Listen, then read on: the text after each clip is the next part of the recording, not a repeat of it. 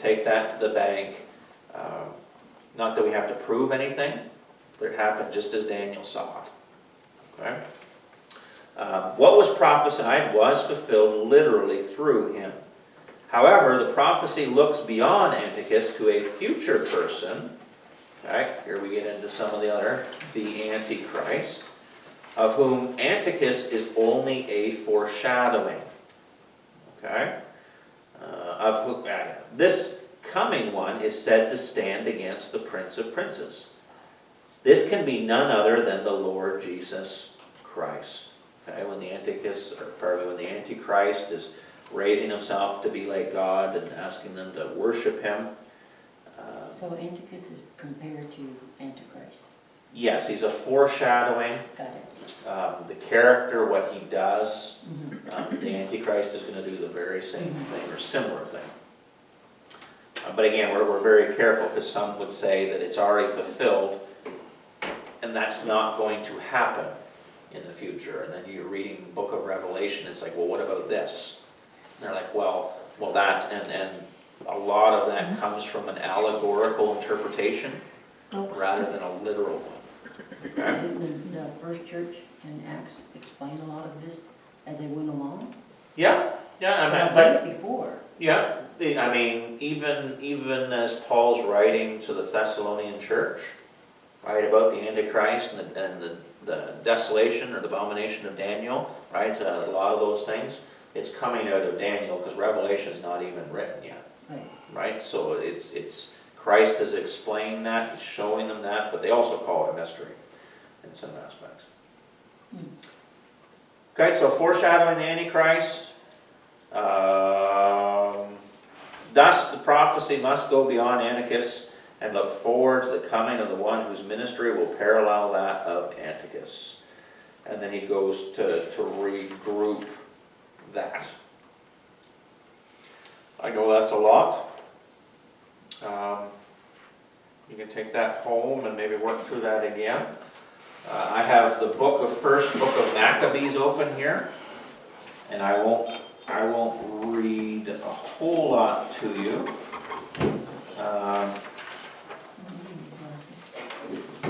But just listen for a second. And it happened that after that Alexander, the son of Philip, the Macedonian, who came out of the land of Chittim, had smitten Darius, king of the Persians and Medes, that he reigned in his stead and first over Greece, and made many wars, and won many strongholds, and slew the kings of the earth, and went through to the ends of the earth, and took spoils of many nations, insomuch that the earth was quiet before him, whereupon he was exalted, and his heart was lifted up. And then it goes on to explain how he gets sick and dies just as he's coming to power. So that's from the Jewish historical, written right around that 167 BC. Okay? Really neat. I like history, so just seeing prophecy fulfilled, walking through it, the Jews recorded it. And you see it fulfilled literally before, meaning when it gets fulfilled, the stuff that hasn't happened yet, it's going to be fulfilled literally. That's why it's important. I don't know, it's good to be reminded too, like, you don't have to go, ooh, and try to figure it out, like, it's pretty. Yeah. So Yeah, in the book of Josephus as well. yeah, it would be recorded in that. So I mean, a teaching principle. If you can take someone, a university student or a child, and I mean, you'd be like, well, there's no way they'd understand that. But break it down in a simplified form and say, look, this guy came along. What do we say, 160? So 380 years later, and fulfilled this prophecy almost to the T. Like the governments were set up, it happened just as God said it would. Right? And then we start looking, okay, now let's look at prophecy of what we know is coming. Right? And we know it's going to happen exactly as God says it's going to. And that's such a valuable teaching principle. The young fellow that came into the service today with the motorcycle helmet there, Brody, he was asking me, is there any other sources other than the Bible that prove that there was a Jesus of Nazareth? Right? Or prove prove historically of what the events were coming from, right? That he's, I think 17? Good question. Not a church kid. He's like, so other than the Bible, prove it. I'm like, okay, like, would you accept some historians that were writing at that time? And he's like, yeah. So I sent him a couple links from, like Josephus would be one, and Tacitus would be another one, and there are secular writings that write on this stuff. And I would think there, if he was interested in seeing some of these things, it would work in the way his brain thinks, right? Or a university student, like, I'm not into mystical stuff, well, let me show you history, right? But unfortunately, we have to read for that. I'm sure there's some YouTubes out there for those that don't want to read. But put on a podcast. Yeah, probably. So any thoughts? I don't want to dwell. It's this chapter is very technical, but then we can go back to Daniel chapter 5. We've got 20 minutes, and just start reading through that. It's a little bit more into it.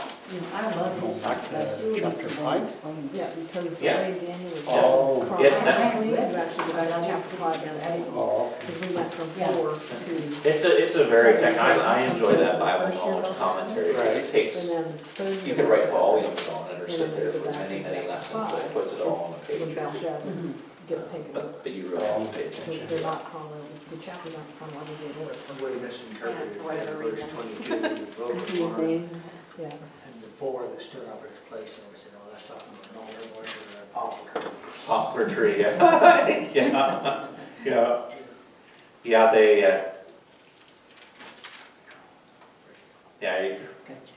they, we did a, we go rabbit trail. We learned about how poplar trees go into attack mode, and that would be how they describe it. We just picture like a multi-million-dollar log house that was kind of being fixed up, and the guy had this lawn that was just like a golf course. I mean, it was molded and weed and fed and the whole 9 yards. I mean, it was pristine.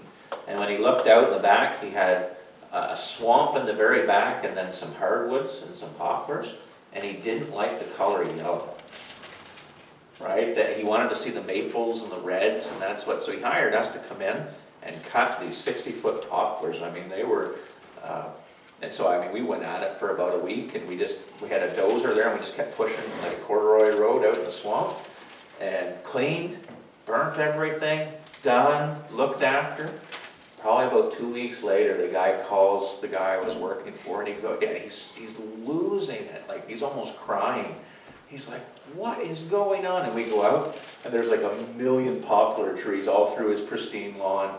Like just everywhere, right? And we had no idea that they did that. Like Ontario, out here it's nothing to see, plot logged and then poplars jump up, but we're not around that much in Ontario, so he went there with, I think it was Roundup and containers, because he didn't want the deer to get into it, and he'd do a little section, put a container over it, and that's how he got his lawn back. Rabbit trail, thank you for that, Neil.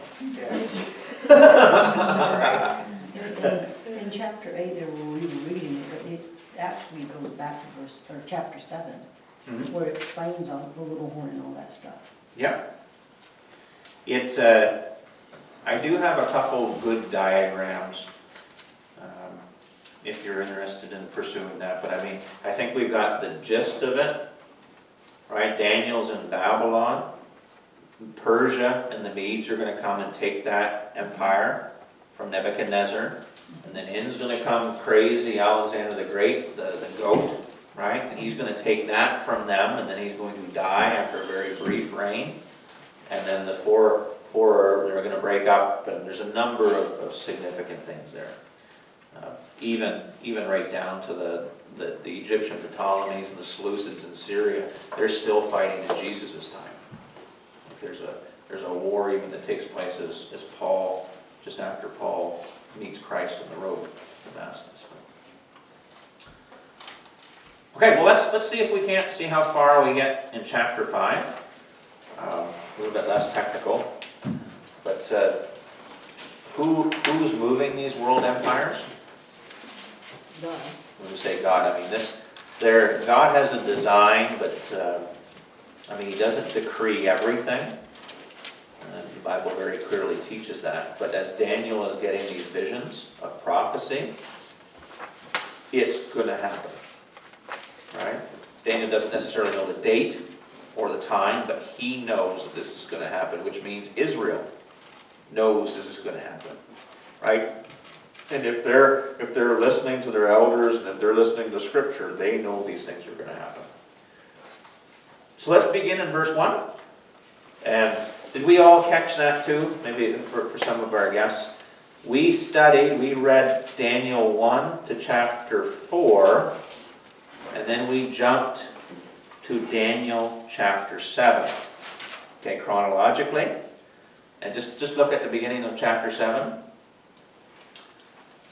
All right, with me? So the chapters 1 to 4 is Nebuchadnezzar, and he receives those visions in the fiery furnace. Okay? But then Nebuchadnezzar dies. All right, and you'll notice in chapter 7, verse 1, it says, in the first year of Belshazzar. Okay? So that starts this chronology, like we have to start reading in 7. And then you'll notice in chapter 8, verse 1, in the third year of the reign of King Belshazzar. Okay, don't ask me why the Jews have put it in there this way, but it's not an error. We receive it the way God wants us. It's fully true. It's fully inspired. I'm not going to lose my salvation or walk away from my faith because it's not in chronological order. But just recognize that. So then we step into chapter 5, and this is the end of Belshazzar's. So those that maybe have OCD tendencies probably would appreciate knowing that. I don't know, I think you're developing them more and more. Anyway, it's just not to be right. That's okay. You're like that when we're married. That's why we're good for each other. Okay, so who wants to start verse 1? Well, where did we leave off? I'll do it. Okay, Ralph's gonna start, and I'll take verse 2. Or do you wanna go the other way? Let's go the other way. Oh, no, that's against tradition. That's organic, man. Belshazzar the king made a great feast for 1,000 of his lords and drank wine in the presence of the 1,000. While Belshazzar was drinking, he gave orders to bring in gold and silver cups that his predecessor Nebuchadnezzar had taken from the temple in Jerusalem, so that he and his nobles, his wives, and his concubines might drink from them. Then they brought the gold vessels that had been taken from the temple of the house of God, which had been in Jerusalem, and the king and his lords, his wives, and his concubines drank from them. You remember that from 2 Chronicles 36? Where there's those 3 deportations? Right, 2 Chronicles 36, that's where it's explained. Nebuchadnezzar comes in and he takes, and he comes in, he takes, and then he comes in the third time. Okay. Where we at 4? Yeah.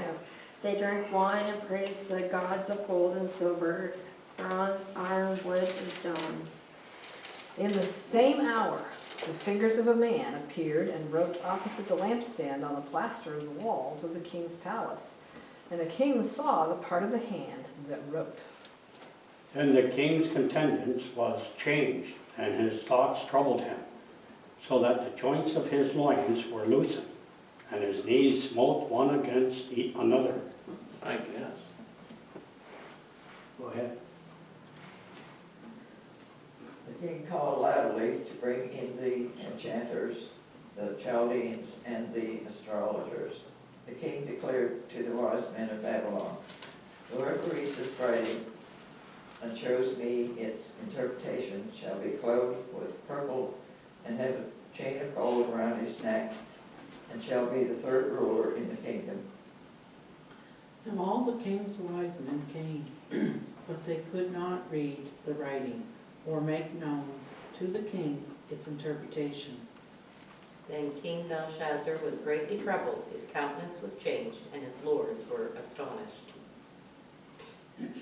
The queen, because of the words of the king and his lords, came to the banquet hall, And the queen spoke, saying, O king, live forever.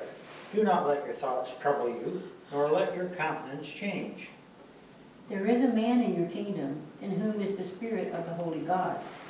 And in the days of your father, light and understanding and wisdom, like the wisdom of the gods, were found in him, And King Nebuchadnezzar, your father the king, made him chief of the magicians and astrologers, Chaldeans and soothsayers.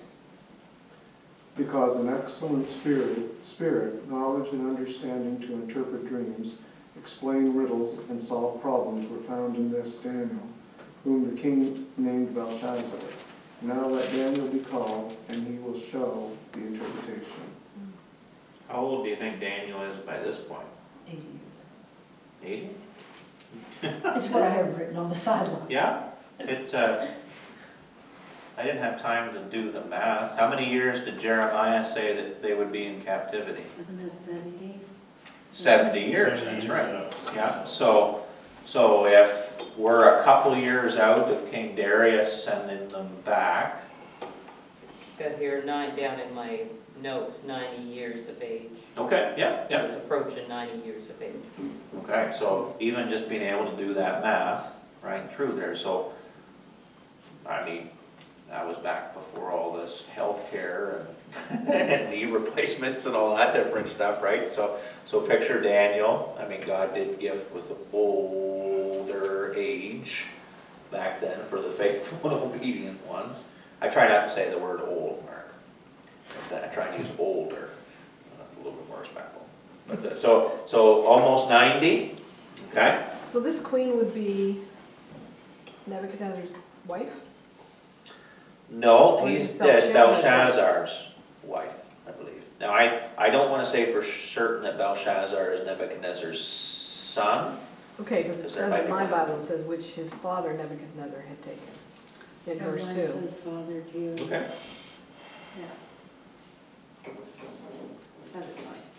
It just occurred to me, like, is this actually Belshazzar's queen, or is it actually the queen mother? Because the other note that I have in my Bible is, how come Belshazzar didn't know about Daniel? Like, was he in the Too much king's court? drinking. Yeah. Yeah. Yeah, no, it's a good question. I pursue it. I just read through it. I don't, she's saying your father, I mean, a wife, maybe looking out. I don't know though, because like they would talk to the, A wife would say King that. but her differently. king, yeah. then they would, like, I mean, still a king even though it's your son, well, if it was. Yeah, that's Okay, what- well, I got a yeah. study note here, 510. The queen was not Belshazzar's wife, but the queen mother. She was either the wife of Nebuchadnezzar or the daughter of Nebuchadnezzar, who had married Nabonidus, the current king.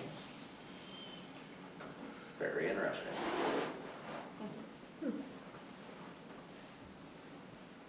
And then we're into a lot more technicalities. Okay, so good observation, something to pursue, but she's a pretty important woman. I would Well, say. yeah, because she's had the authority to actually walk into the king's chambers and say, hey, wait, I'm thinking the Esther situation, right? I mean, Yeah. she had to have the golden scepter reached out to her, so for a woman to walk in like that, she's gotta have some kind of authority for them to listen to her. I think it's neat as well. I don't know how many years, it's been there where Daniel, I mean, we don't have all the events, but it's almost like he's kind of taken off the scene, right? Almost put in retirement, and then all of a sudden there's a divine writing on the wall, and instantly his testimony comes up, Yeah, right? It's oh, okay, yeah, we still have this guy that knows the one, he has the spirit of the holy God in him. So that's pretty cool. yeah. So I mean, the things that we do for Christ now are important, even though sometimes we may have to wait for years down the road. I often think of that when we're working with the teens. It's like, but you know what? 10 years, 20 years, you might get a phone call, right? And they remember I've gotten them. the patience that we had through some of those things. All right, verse 13. And Daniel was brought in king. The king spoke and said to Daniel, "Are you that Daniel, who was one of the captives from Judah, whom my father the king brought from Judah?" I have heard that you have the spirit of the gods within you, and that you are filled with insight, understanding, and wisdom.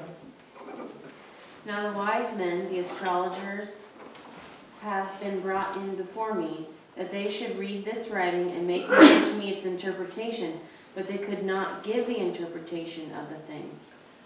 But I have heard that you give interpretations and solve problems.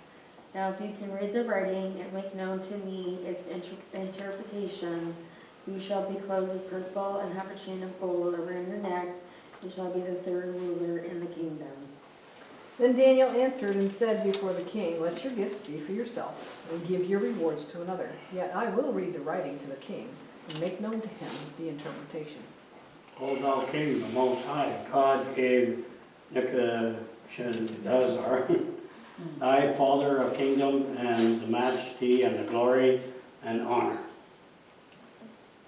And because of the greatness that he gave him, all peoples, nations, and languages trembled and feared before him. Whom he killed, and whom he kept alive. Whom he raised up, and whom he humbled. But when his heart was lifted up and his spirit was hardened in pride, he was deposed from his kingly throne, and they took his glory from him. Then he was driven from the sons of men. His heart was made like the beasts, and his dwelling was with the wild donkeys. They fed him with grass like oxen, and his body was wet with the dew of heaven, till he knew that the Most High God rules in the kingdom of men, and appoints over it whomever he chooses. But you, his son, Belshazzar, have not humbled your heart, although you knew all this. And you have lifted yourself up against the Lord of heaven. They have brought the vessels of his house before you, and you and your lords, your wives, your concubines, have drunk wine from them, and you have praised the gods of silver and gold, bronze and iron, wood and stone, which you do not see or hear or know, and the God who holds your breath in his hand and owns all your ways, you have not glorified. Then from his presence the hand was sent, and this writing was inscribed. You ready? Give her. All right. You gonna read that? or- Yeah, I'll get it. I'm just thinking, I mean, Daniel had already had the visions that this was gonna happen. They had the writings, right? They had their own history. And this is the inscription that was written. Mina, Mina, Tico, Upharsin. Verse 26. Okay, this is the interpretation of each word, meaning, God has numbered your kingdom and finished it. Tico means weighed. You have been weighed on the balances and have failed the test. Perez, your kingdom has been divided and given to the Medes and Persians. Then I can't say his name. Belshazzar. Belshazzar gave the command, and Daniel was clothed with purple, and a chain of gold was put around his neck, and I can't say that either, sorry, Proclamation. was made about him, and that he should be the third ruler in the kingdom. That very night, Belshazzar, king of the Chaldeans, was slain. And Darius and the Median took the kingdom, being about 62 years old. 62. Years old. So he became king at 62. So those words literally mean judgment? Those words? Meaning means, Yeah, each one has a Exactly what it literal says there. interpretation. God has numbered your kingdom and finished it. You've been weighed in the balances, like each one there, that's the definition for it. Yep. Well, that kingdom is being taken from the Babylonians. What language was that? Does it say? It says Aramaic? I think, because I have this thing here about Aramaic words and phrases and even whole passages frequently appear in the Old Testament. Mine says Aramaic.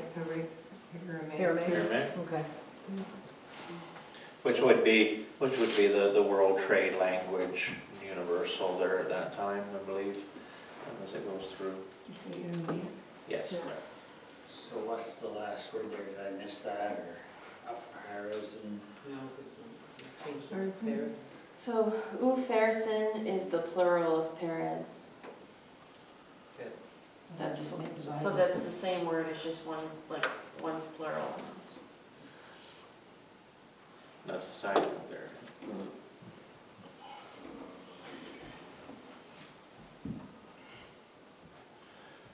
So that would have been quite the party finale. Why, yes. Part of me, and we only got a couple minutes left, there's a lot. They know the exact date this happened. Yeah, that exact historical date. I'm just thinking the October 12th. character of God and his connection with politics. You know, there's a lot in this chapter when you think, like verse 21, the last part, till he knew that the Most High God rules in the kingdom of men and appoints over whomever he chooses. Right? I mean, that's a pretty significant,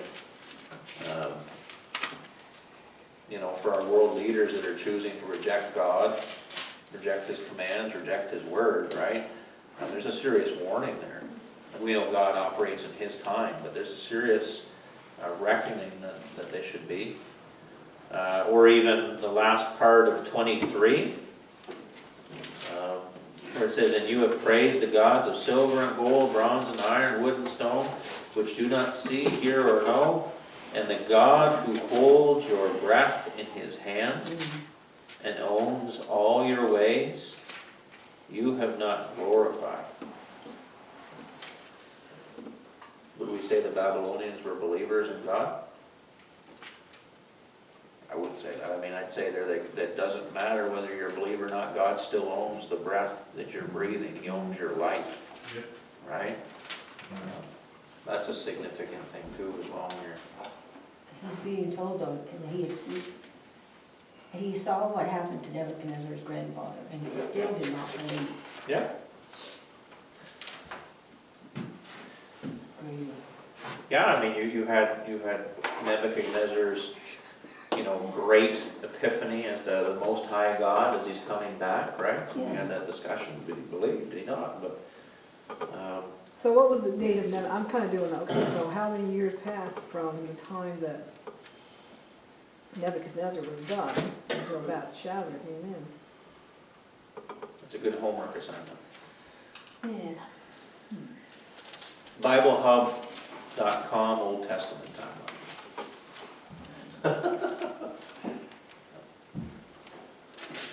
So, closing thoughts. I think for me, I enjoy history. I enjoy seeing God's promises and prophecy fulfilled. I enjoy that there's scholars that can point towards specific dates even, like Chris has said. I got a couple in there.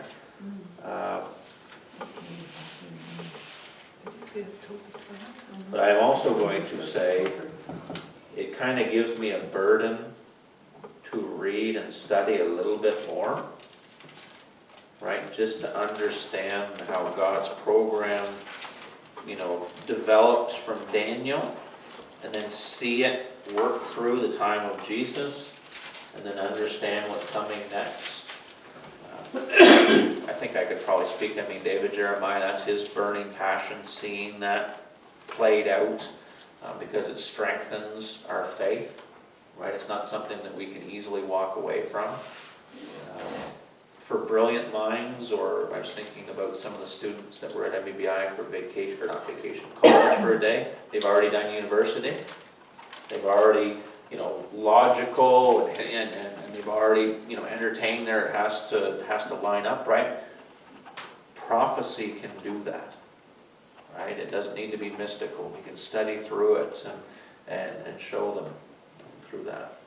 So I mean, for me, I almost need more time just to sit down and read through and connect these things.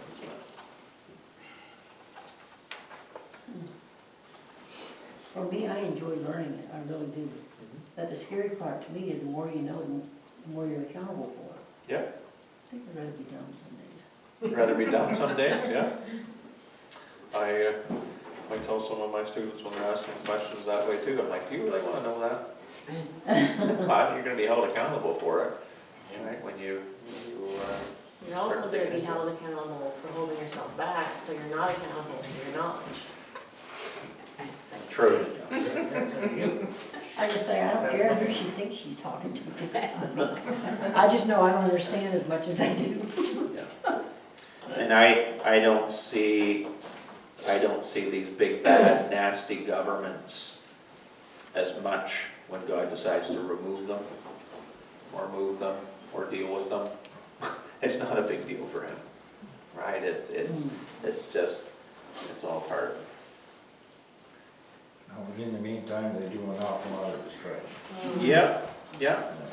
And not just in that time, I mean, again, you gotta think the generations they're messing up. Yeah. Like honestly, I'm talking to my teens and I'm like, I really can't even begin to fathom where you're gonna be in 10 years with that mentality. Right,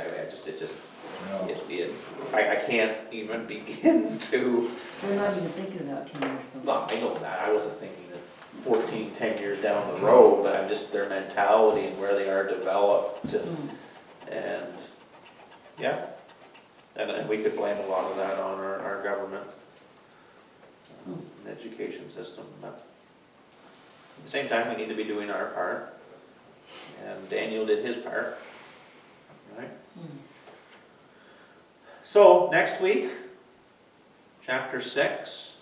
And how old's Daniel again? Old. Almost 90, and he's about to go in the Daniel lion's den. Right? I guess I didn't know what to break down. I got 83 when just throwing the line. Thank you anyway. Yeah, just remember, dates, they're helpful hints. Yeah, I'm just absorbing that.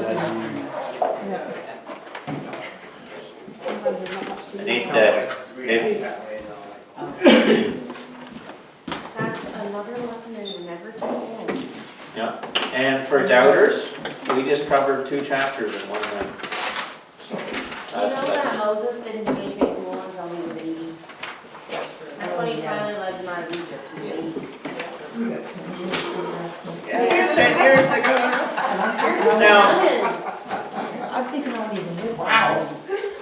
The rest of another You- 10 years, you and need- back to work. you need to